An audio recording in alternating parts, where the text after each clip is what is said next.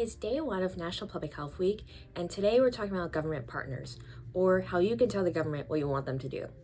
If you don't know me, hi, I'm Nadia. I talk about public health and pop culture, and this is essentially a health policy advocacy crash course. Whether you're talking about national or state health policy, there are some similarities between the two.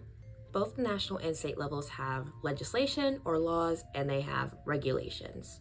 For legislation, you can either tell your state legislators or your Congress people to vote for a specific bill or to not vote for a specific bill. You can also advocate for new policies to be written. To do that, you either call, email, or send them a letter to let them know what your thoughts are. If you don't know who your legislators are, you can either go to congress.gov and use the search tool on there, or you can look up your state's legislature.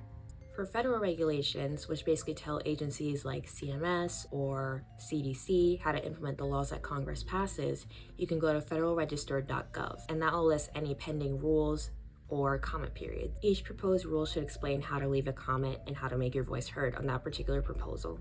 Similarly, if you go to your state's Department of Health and Human Services, or whatever it's called, you should be able to find a link to regulations on there, as well as any pending regulations. There's also a list of every state's register that I will show in this video.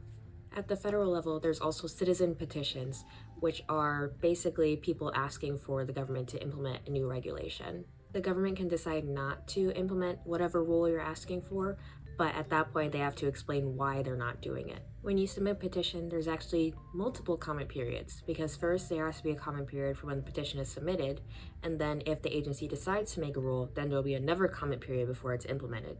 That's just a super generic overview of the things you can do to influence health policy in this country.